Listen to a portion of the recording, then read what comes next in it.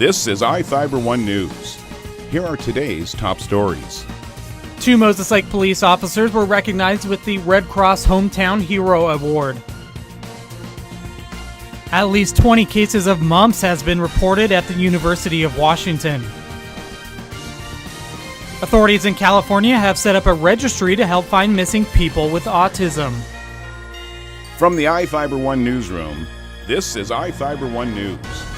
And it starts now. 2 Moses Lake police officers were recognized with the Red Cross Hometown Hero Award. The Red Cross recognized officers Nick Stewart and Kevin Hakey during a ceremony on Thursday in Wenatchee for their actions of pulling 2 men from a canal on August 21, 2016. Stewart and Hakey responded to the canal on Road 5 Northeast for a report of a car submerged in the water. The vehicle was found upside down, and Moses Lake police say the officers immediately entered the water without hesitation and began attempting to rescue the occupants from the vehicle. Stewart and Hakey were able to force open one of the doors and repeatedly dove underwater and into the vehicle before Hakey broke out a back window, freeing Jesus Cornejo from the vehicle, who was then pulled from the water by Stewart. Stewart then dove back into the water and located 18-year-old Clayton Clark, pulled him from the vehicle and passed him to waiting firefighters. Clark died several days later. Cornejo survived and only suffered minor injuries. Both Stewart and Hakey also received the Moses Lake Police Department Medal of Honor, the department's highest award. This is Joe Utter for iFIBER 1 News.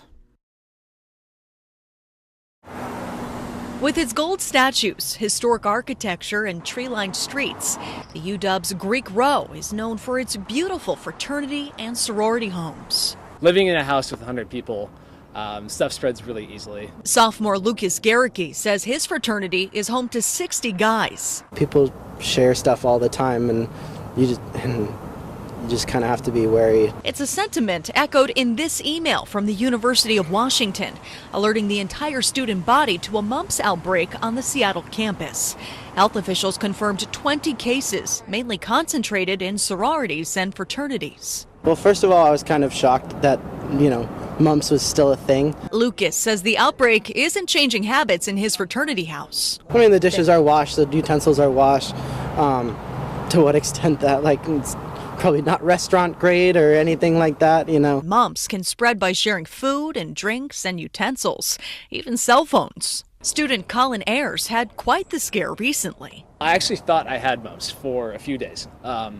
My lymph nodes swelled up and I had a fever and exhaustion. Turns out it wasn't mumps, but it is a reminder about how important those vaccines are. The CDC recommends everyone have 2 doses of the MMR vaccine. It doesn't guarantee protection, but it does help. I'm not running out to go get it. It's only 20 people that have actually gone confirmed cases, and that's a small number in a gigantic university. In Seattle, Jamie Tompkins, Q13 News. We were all relaxing at home, and it got quiet. Fear and anxiety came flooding over Jennifer Rush when she realized her 10-year-old daughter, who has autism, Eleni Noel, was missing. Rush says she called 911 right away as her family scoured their neighborhood looking for Eleni Noel. She just was nowhere to be found. Law enforcement poured into Rush's neighborhood within minutes to help search for the young girl. Rush says her father found her a short time later. The young girl had wandered off into the woods and was stuck in a ravine 20 minutes away. We noticed a rise in search and rescues with missing autism patients. Unfortunately, Eleni Noel is one of many people with autism who have walked away and gone missing in El Dorado County over the years, according to Lieutenant Jim Byers. Byers says those incidents spiked in the early 2000s, and in 2005, the sheriff's office launched an autism registry to help. That information is immediately accessible, can be sent out to all the patrol units in the area, search and rescue teams, so they have the immediate picture of the person, any special traits. Byers says the autism registry has helped the sheriff's office locate dozens of people with the disorder since it launched. Minutes and seconds do make a big difference and can mean the difference between life and death. A situation where lives are on the line and every second does count. It's an experience Rush says she never wants to repeat again. I just would never want this to happen to anybody. It's a parent's worst nightmare. From the iFIBER One Weather Center, I'm Jeff Slakey taking a look at the basin's forecast for this first week of spring. Mostly cloudy for your Monday in the mid-50s. We could see some rain off and on for Tuesday. Moving into Wednesday, near 60 degrees with a slight chance of rain. Should be clear on Thursday in the mid-50s. Little bit of rain likely on Friday, but this upcoming weekend looks pretty good. Saturday and Sunday, both clear in the mid-50s. For iFIBER One, I'm Jeff Slakey. This is iFIBER One News.